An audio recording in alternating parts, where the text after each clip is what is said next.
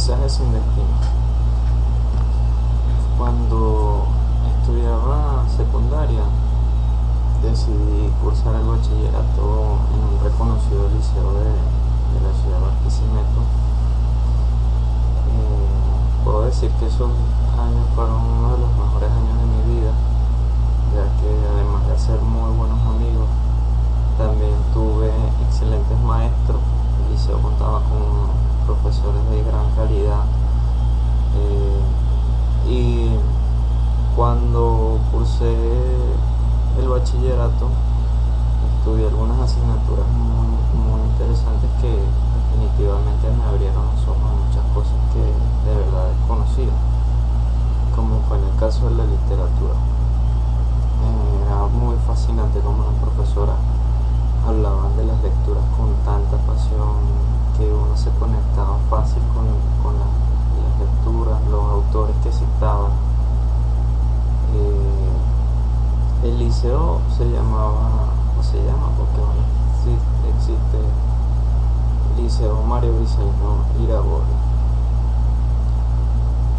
Obviamente en la literatura que estudiamos en ese momento no pasamos por alto el estudio de algunas de las publicaciones que hizo este escritor venezolano, y ha sido uno de sus ensayos lo que le ha dado el título a esta realización audiovisual, Mensaje sin destino.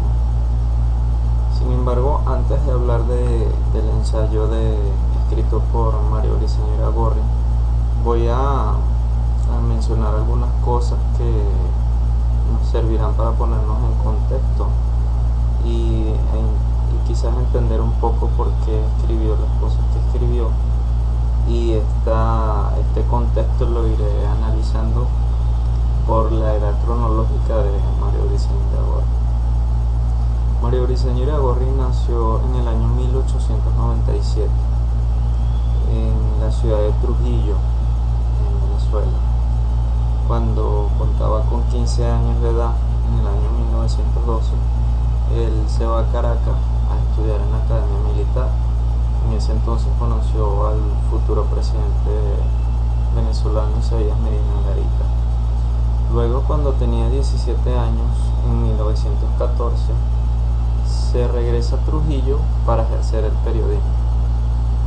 Fíjense, quiero que a medida que vaya yo mencionando los detalles de su edad, piensen qué cosas estábamos haciendo nosotros cuando teníamos esas edades, qué estaba haciendo yo cuando tenía 17 años, cuando tenía 15, piensen, ya él con 17 años estaba ejerciendo el periodismo en la ciudad natal.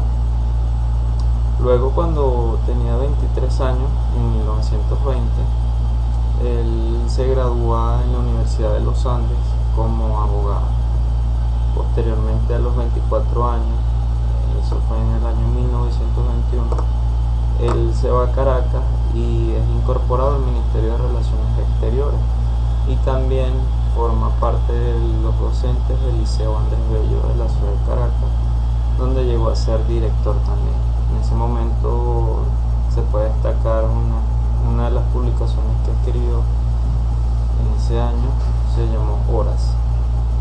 Cuando tenía 25 años, en el año 1922, es secretario de la Cámara de Diputados y posteriormente es cónsul de Venezuela en Nueva Orleans, y escribe Motivos y Ventanas en la Noche, dos publicaciones también que escribió en ese entonces también. Fíjense que él estuvo viviendo en Estados Unidos unos años, lo que le permitió ver cómo era la cultura estadounidense.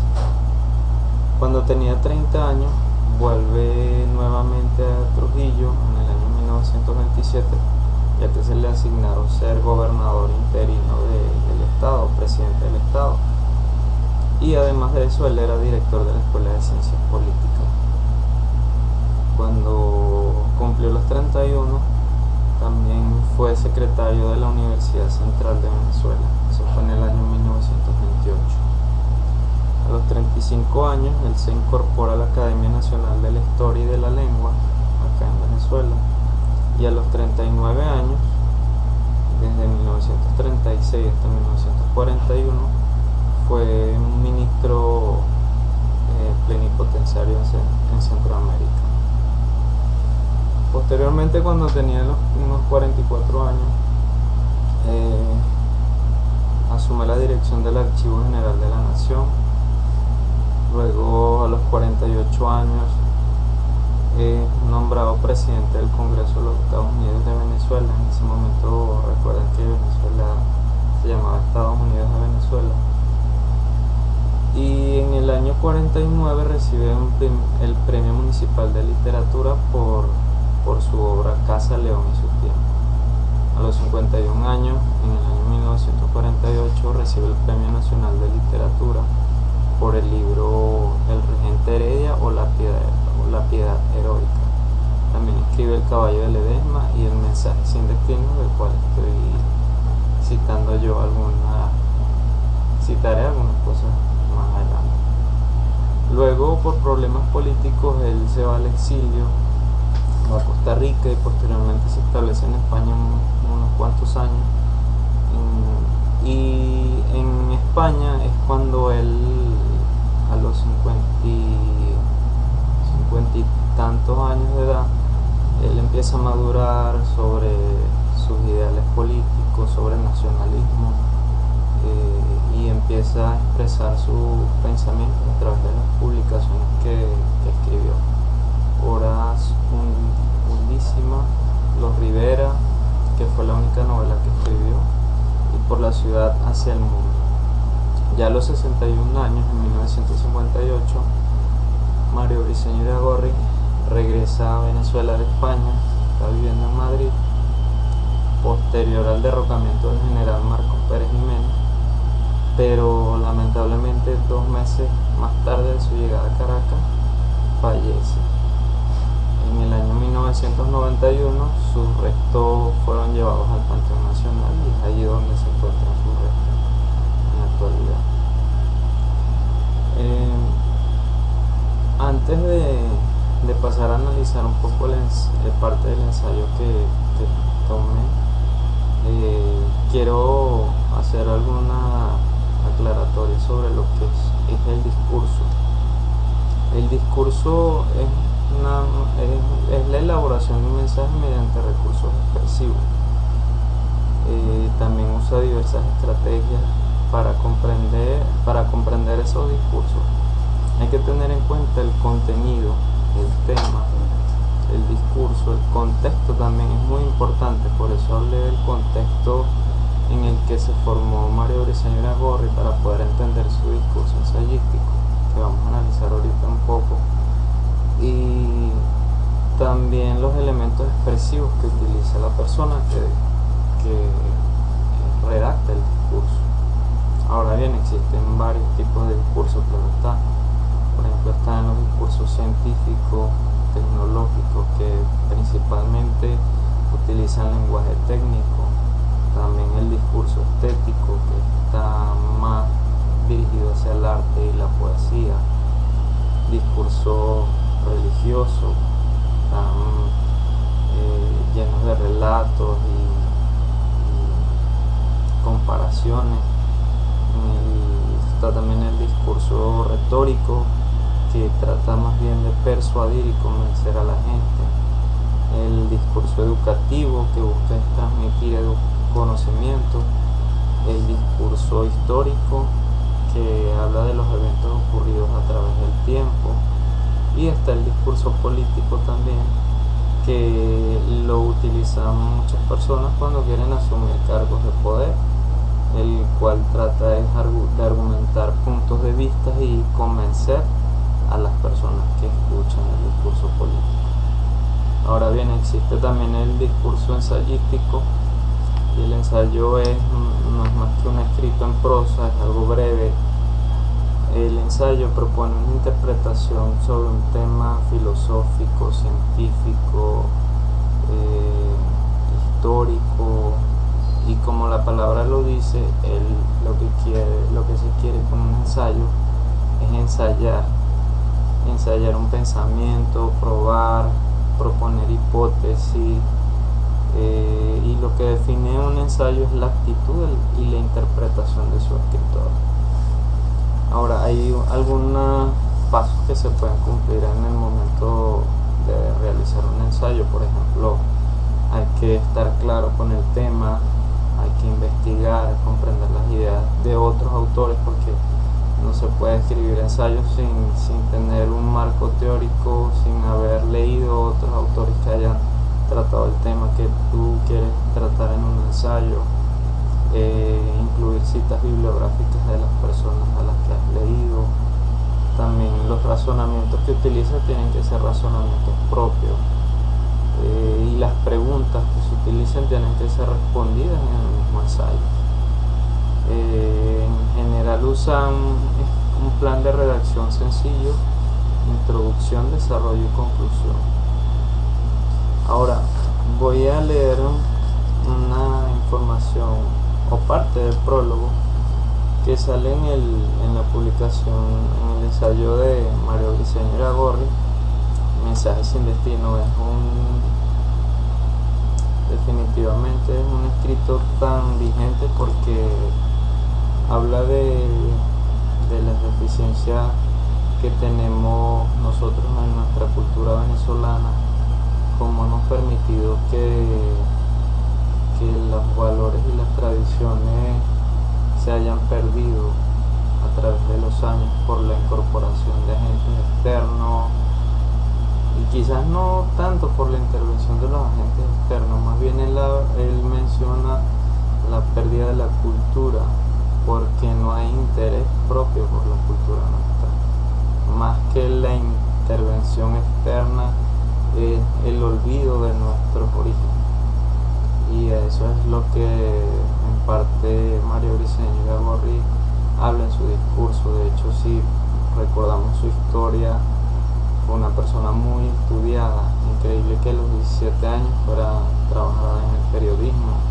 Hoy vemos muchachos de esas edades, jamás, quizás algunos ni siquiera han leído un libro, un artículo, no saben escribir, no saben hablar, y sin embargo a su corta edad ya estaba demostrando cierto talento en la parte de la escritura y el análisis de la cultura. Voy a comenzar la lectura y quizás haga algunas pausas en el momento para hacer alguna observación. Él comienza así, no, esto es parte del prólogo. Dice: quiero referirme fundamentalmente a la poca importancia que asigna uno de los críticos a nuestra carencia de continuidad histórica como factor primordial de crisis, para ubicar toda la tragedia presente en solo el problema de la transición de la vieja economía agropecuaria a la nueva economía minera. Jamás me atrevería a desconocer el profundo significado que en nuestro proceso de pueblo tiene la presencia del petróleo como factor económico y social, ni menos desconozco las ventajas de la nueva riqueza. En mi ensayo lo he apuntado claramente, y en él me duelo de que, por carencia de un recto y provechoso sentido histórico de la venezolanidad, hubiéramos preferentemente utilizado los recursos petroleros para satisfacer bajos instintos orgiásticos, antes que dedicarlos a asegurar la permanencia fecunda de lo venezolano, y ello después de haber olvidado ciertos compromisos con la nación para mirar solo a la zona de los intereses personales. Cuando radico en lo histórico, la causa principal de nuestra crisis de pueblo, no miro únicamente los valores iluminados de cultura que provienen del pasado. Me refiero a la historia como sentido de continuidad y de permanencia creadora. Pongo énfasis al decir que nuestro empeño de olvidar y de improvisar ha sido la causa primordial de que el país no haya logrado la madurez que reclaman los pueblos para sentirse señores de sí mismos. No nos quejamos diariamente de la falta de responsabilidad con que obran quienes asumen cargos directivos sin poseer la idoneidad requerida, pues justamente ello proviene del desdén con que se miraron los valores antecedentes sobre los cuales se construye el dinamismo defensivo de la tradición. No considero el pesebre navideño ni el enano de la calenda trujillano como factores de esencialidad para la construcción de un orden social.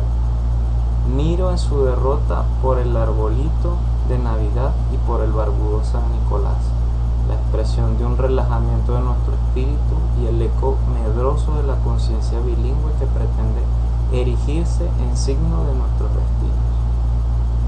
Fíjense que en esta parte Mario Briceño Iragorri, él cuando estuvo escribiendo sus publicaciones recibió muchas críticas porque la gente estaba sintiendo que él estaba siendo muy duro con las críticas hacia la cultura venezolana, porque en ese momento recordamos que con el descubrimiento del petróleo en el país y el abandono de la economía agropecuaria en Venezuela por la nueva economía petrolera, desató ciertos cambios en la cultura venezolana. Ahora, él advirtió que con ese cambio, si las personas no eran vigilantes del recordar la continuidad de nuestra historia hacia la proyección futura, ¿verdad? Y vamos a perder nuestros orígenes y vamos a quedar vacíos de cultura. Ahora, ¿qué pasa? Eso es lo que lamentablemente siguió pasando. Nadie, o muy pocos quizás, pudieron entender este mensaje. La gente se dejó llevar por el boom petrolero, cambiaron su cultura. Fíjate que él menciona lo del arbolito de Navidad, son culturas es cultura norteamericana, es anglosajona, no es típico de esta zona y fue introducido. Ahora, ¿por qué entraron esas tradiciones? No es porque las hayan obligado a la gente, sino porque la gente permitió, porque abandonó y se olvidó de su origen. Olvidó su origen, no asumió la responsabilidad de lo que era, de lo que tenía. Sencillamente se dejaron cautivar por cosas nuevas y no valoraron la cultura. Ahora bien, él sigue mencionando también que en una pregunta dice: no nos quejamos diariamente de la falta de responsabilidad con que obran quienes asumen cargos directivos sin poseer la idoneidad requerida. ¿Qué más se puede decir de esto? Muchas personas asumiendo cargos, responsabilidades, grandes responsabilidades, sin tener la capacidad intelectual necesaria para asumir dichos cargos.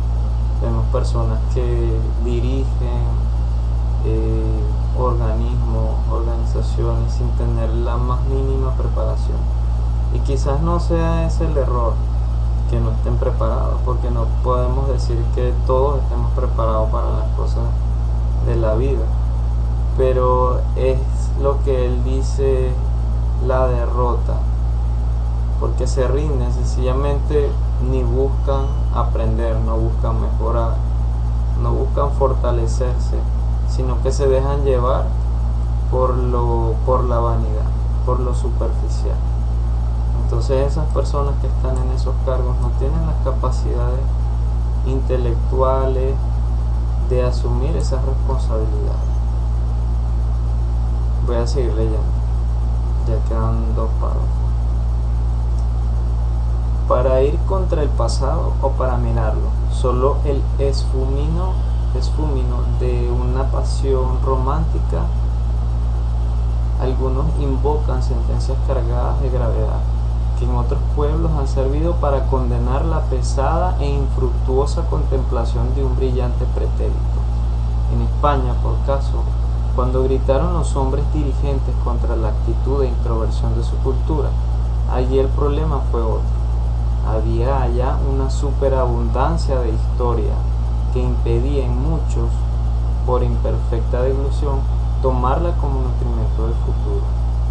Nosotros en cambio no hemos buscado en nosotros mismos los legítimos valores que pueden alimentar las ansias naturales de progreso. Cegados por varias novedades, nos hemos echado canales afuera en pos de falsos atributos de cultura, hasta llegar a creer más, pongamos por caso, en las virtudes del existencialismo que en la fuerza de nuestros propios valores culturales. Se me imputa que, llevado por el aire del pesimismo, no presento caminos para la solución de la crisis de nuestro pueblo.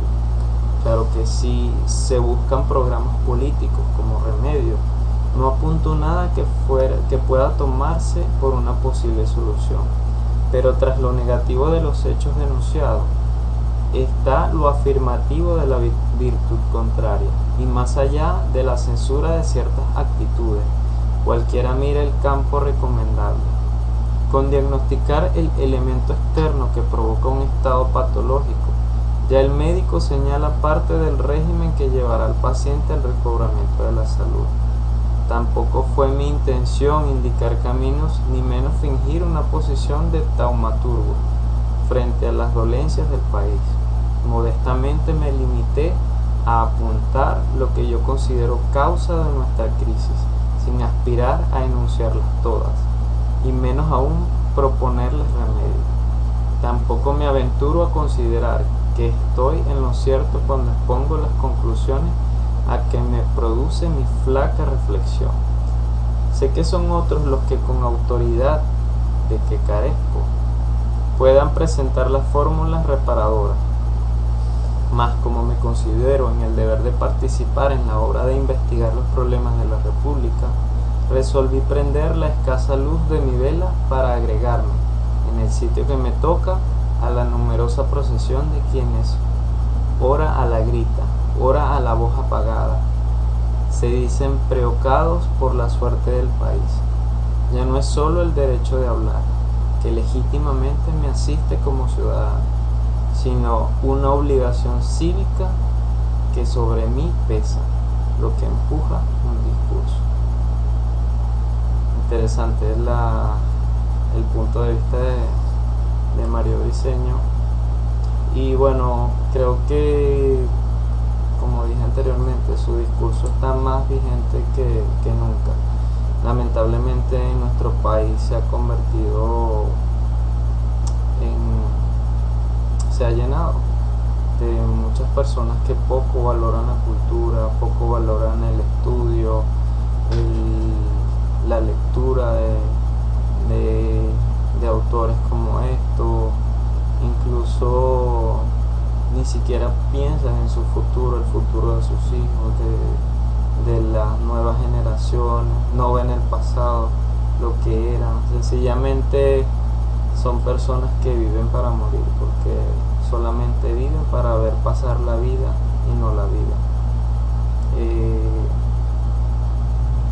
Este nombre, de verdad, de este ensayo es un poco de reflexión, porque el título, Un mensaje sin destino, es un poco deprimente y quizás es melancólico, porque él lo escribe y él sabe que muy pocas personas iban a escuchar esto, y el presente demuestra que eso ha sido así.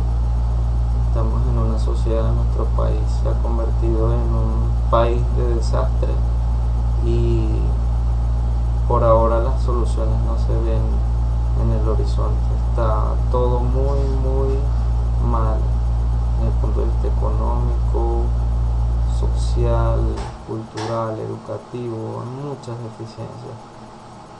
Y si la gente no busca resolver esto, pues esto no va a tener un final feliz. Es lo que yo pienso, y estoy totalmente de acuerdo con lo que escribe Mario Briceño Iragorri en sus ensayos.